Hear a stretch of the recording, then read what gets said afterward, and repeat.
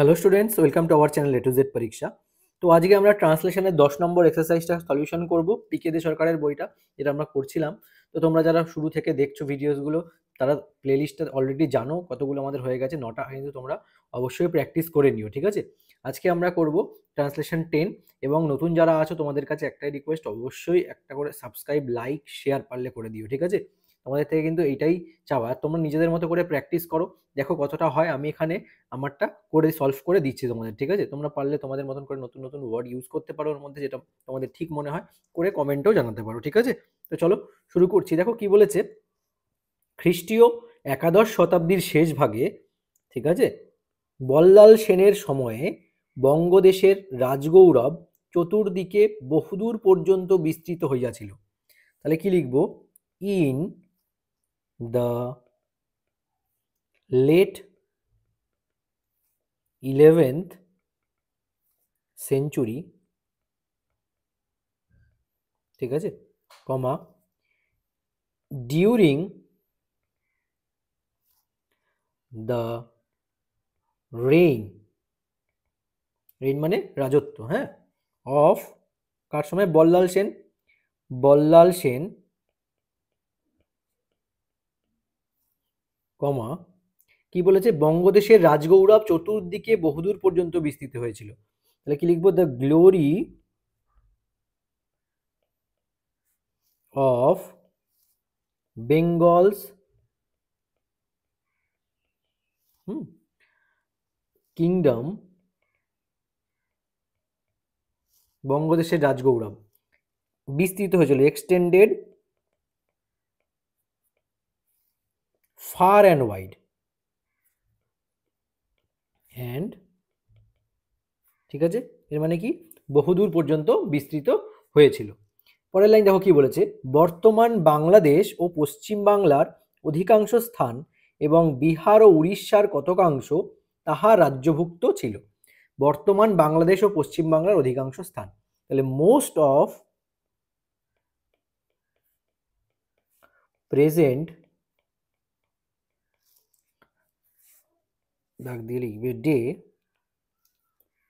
কোথাকার? বঙ্গদেশ, তাই তো? আচ্ছা, বাংলাদেশ,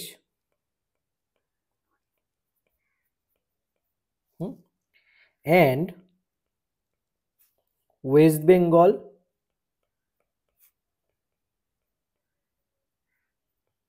ঠিক আছে, তার সাথে কি? অ্যালং উইথ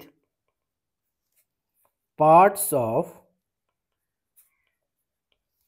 কোথাকার? দেখো, বিহার ও উড়িষ্যা, তাই না? তো লিখতে হবে parts of Bihar and Orissa, Bihar and Orissa, ঠিক আছে। কি ছিল? আচ্ছা, এগুলো রাজত্বের আন্ডারে ছিল, তাই না? রাজ্যভুক্ত ছিল। তো কি লিখবো? ওয়্যার আন্ডার, কিসের রুল? তার রাজ্যভুক্ত, তাই না? Under his rule. Clear? Full stop. এরপরে দেখো কি বলেছে, বিক্রমপুরের অন্তর্গত রামপালে তাহার রাজধানী ছিল। এটা একদম সিম্পল লাইন, ইজি, তাই তো? তাহলে হিজ ক্যাপিটাল কোথায় ছিল? ওয়াজ লোকেটেড ইন রামপাল, তাই তো? কমা, উইদিন কোন জায়গাটার মধ্যে ছিল সেটা লিখতে হবে, উইদিন,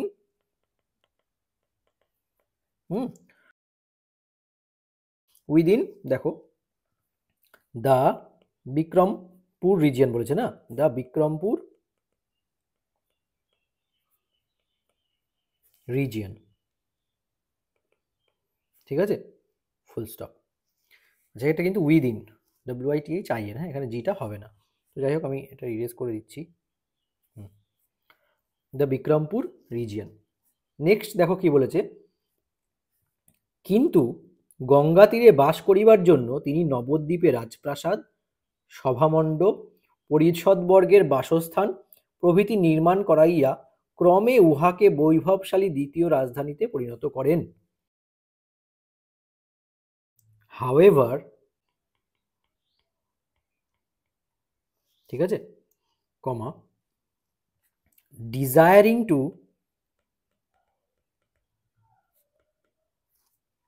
রিসাইড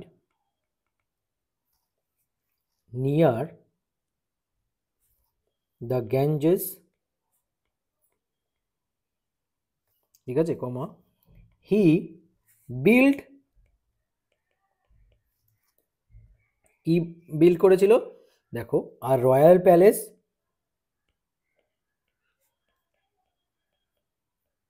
ঠিক আছে, comma an assembly hall and residences, ঠিক আছে, ফর কাদের, his কোর্টিয়ার্স,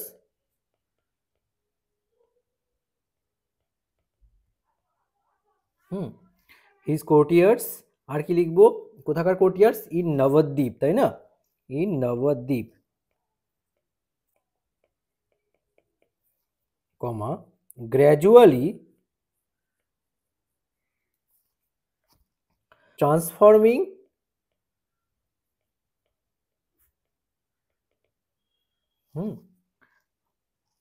it into a magnificent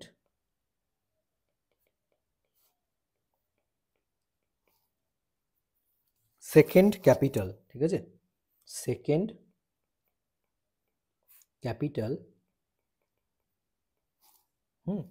তো এইটুকু হলো লাইনটা, দেখো, however desiring to reside near the Ganges he build a royal palace, ঠিক আছে, an assembly hall and residences for his courtiers in Navadvip, gradually transforming it into a magnificent second capital। দেখো same লাইনটা, এটা কিন্তু আমি এখানে লিখে দিয়েছি, কিন্তু গঙ্গা তীরে বাস করিবার জন্য তিনি নবদ্বীপে রাজপ্রাসাদ, সভামণ্ডপ, পরিষদবর্গের বাসস্থান প্রভৃতি নির্মাণ করাইয়া ক্রমে উহাকে বৈভবশালী দ্বিতীয় রাজধানীতে পরিণত করেন। হলো, এটুকু কমপ্লিট। এর পরের লাইনটা দেখো কি বলেছে, শেষ জীবনে তিনি অধিকাংশ সময় নবদ্বীপেই বাস করিতেন। এটা কি লিখবো, শেষ জীবনে তিনি অধিকাংশ সময় নবদ্বীপেই বাস করিতেন। ইন হিজ, শেষ জীবন বলেছে যেহেতু, ল্যাটার ইয়ার্স, ঠিক আছে, comma he spend most of his time in Nabadwip. Clear, full stop. পরের লাইনটা দেখো কি বলেছে, তাহার ফলে দেশ বিদেশে বহু বিদ্বান, বুদ্ধিমান, গুণবান ব্যক্তি নবদ্বীপে সমবেত হওয়ায় নবদ্বীপ বিদ্যাচর্চার কেন্দ্ররূপে পরিণত হয়।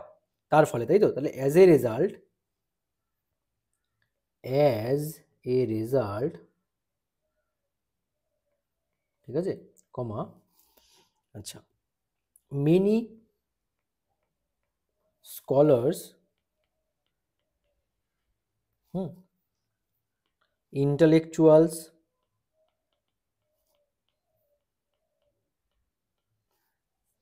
and talented individuals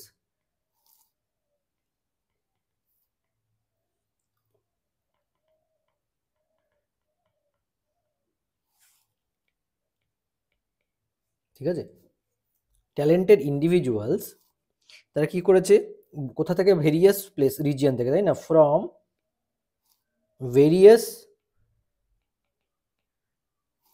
regions gathered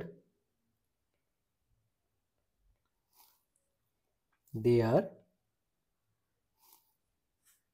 comma turning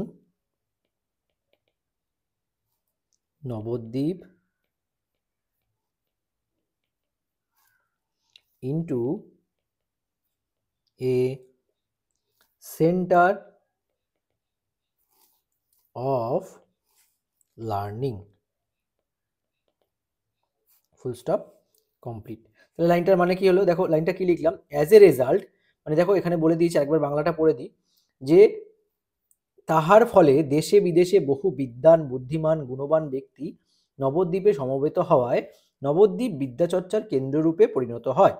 তো দেখো এখানে লিখেছি, as a result many scholars, intellectuals and talented individuals from various regions gathered there, turning Nabadwip into a centre of learning.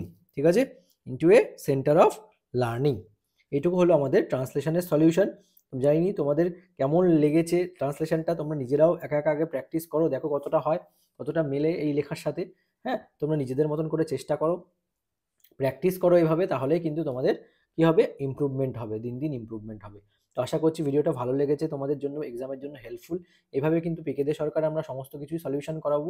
পুরোপুরি প্লেলিস্ট ফলো করো 1 বাই 1, কিন্তু একদিন ট্রান্সলেশন, একদিন precis, এই সমস্ত কিন্তু আসতেই থাকবে। হ্যাঁ, নেক্সট ক্লাসে যেমন আবার প্রেসির 10 নাম্বারটা আমরা করব। ঠিক আছে, তো আজকের ভিডিওটা এখানেই শেষ করছি। Thank you so much for watching this video.